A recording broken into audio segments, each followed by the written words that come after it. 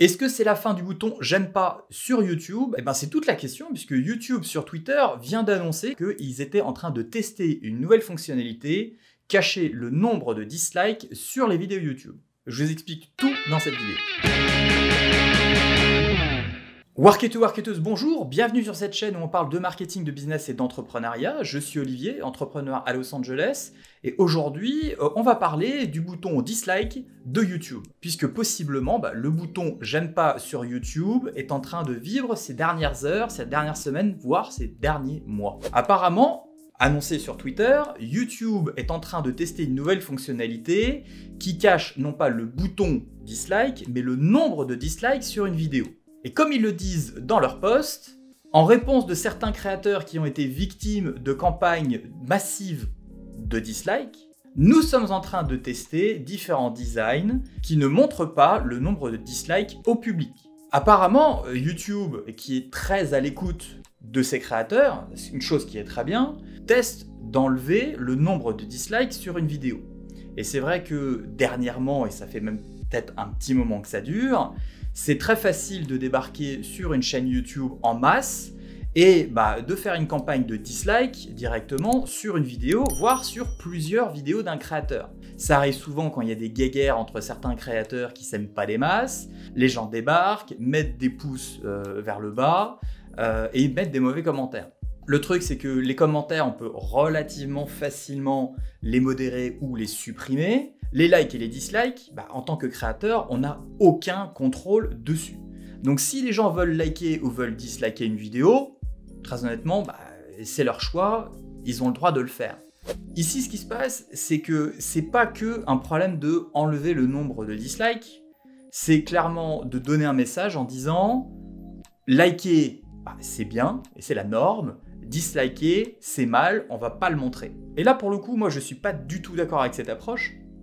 Tout simplement parce que c'est important dans la vie, et surtout quand on est un créateur de contenu, de savoir si notre contenu plaît ou si notre contenu ne plaît pas.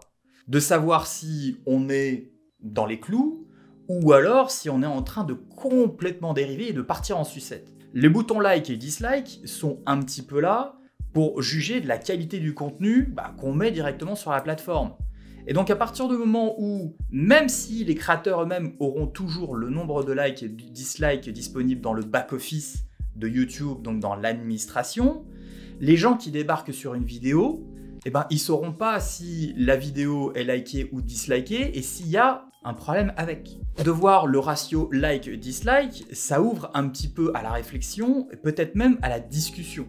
De savoir que par exemple tel trailer de film ou tel trailer de jeu vidéo, tout ça parce que y a des gens qui n'ont pas aimé le design de tel personnage ou parce qu'il y a une mauvaise com sur le jeu et qui débarquent en masse et qu'ils mettent des dislikes comme ça alors que c'est pas vraiment justifié, c'est quand même vachement pratique pour les créateurs de contenu de savoir que les gens viennent et dislikent parce que y a forcément un problème, il y a une raison derrière. Il y a toujours une raison derrière. Les gens le font pas juste par plaisir de mettre un dislike. Ou alors c'est parce qu'ils sont tordus. Et dans ces cas-là, de toute façon, on s'en fout. Ça permet aux créateurs d'avoir un feedback direct et indirect de l'audience et de voir qu'est-ce qu'ils pourraient modifier pour la prochaine fois faire mieux. Si on cache les dislikes, ça sous-entend que tout le monde il est beau, tout le monde il est gentil.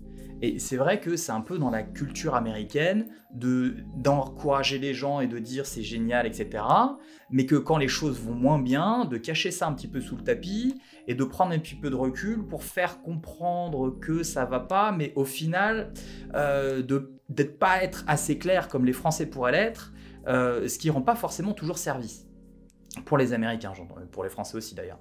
Mais donc du coup, de cacher le dislike, moi, je trouve que c'est une bêtise. Parce que même s'il y a des campagnes massives de gens qui débarquent pour dire « je suis pas d'accord, ce créateur, il est pourri, etc. » Déjà d'une, point de vue algorithme, que ce soit un like ou que ce soit un dislike, de toute façon, ça fait de l'engagement et donc ça veut dire que la vidéo va être suggérée à plus de personnes. C'est pas parce qu'il y a plus de dislikes que YouTube va cacher la vidéo. Bien au contraire, de l'engagement, ça reste de l'engagement.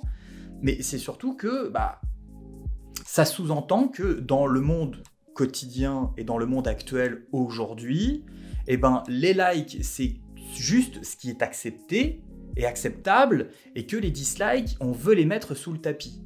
Est-ce que c'est pour caresser un petit peu dans le sens du poil les créateurs de contenu sur YouTube? Peut-être. Est-ce que c'est aussi pour essayer de rendre un petit peu plus lisse la plateforme? Peut-être. Mais il n'empêche que dans la vie, on a quand même le droit de dire j'aime ou j'aime pas. Et c'est là où c'est problématique, parce que des plateformes comme YouTube qui font ce qu'ils veulent avec les fonctionnalités, eh ben, ils testent des choses qui, clairement, sont assez discutables. Si on cache le nombre de dislikes, autant aussi cacher le nombre de likes. Ça paraît logique.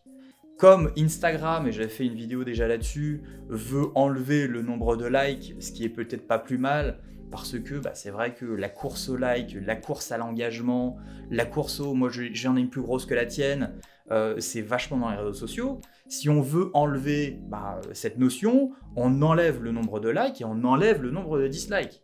Et qu'on mette une sorte de pourcentage dessus, un ratio plutôt qu'un nombre. Comme ça, ça donne une indication sur la vidéo, mais pas un volume. Ce qui est ridicule ici, c'est qu'on a juste l'impression que les créateurs de contenu sont des enfants et qui n'aiment pas quand on leur dit c'est pas bien, et que quand on met un dislike, ils vont aller bouder dans un coin et puis ils vont dire moi je veux plus travailler, moi je veux plus y aller, c'est nul. Alors, on va montrer ce qui est joli tout plein et qui brille, c'est-à-dire le like, et on va cacher les dislikes. Je ne sais pas où ça va aller, c'est qu'une fonctionnalité pour l'instant en test. Est-ce que ça veut dire que le dislike à terme va totalement disparaître, ou en tout cas le nombre de dislikes vont totalement disparaître?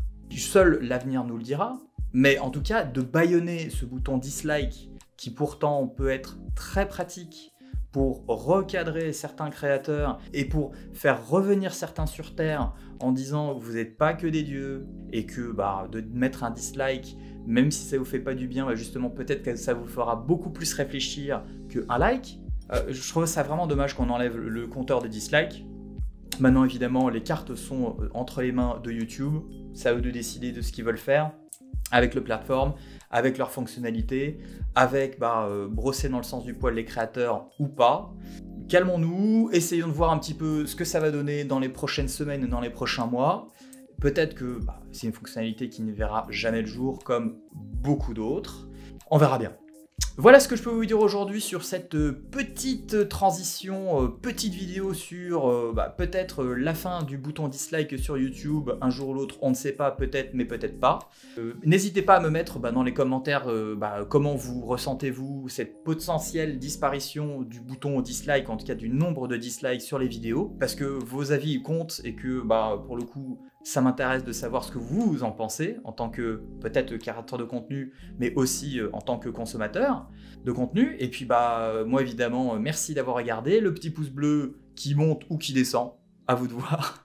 Le petit abonnement qui va bien, ça fait toujours plaisir. L'abonnement à la newsletter, le lien dans la description. Et puis moi je vous dis à une prochaine, dans une prochaine vidéo.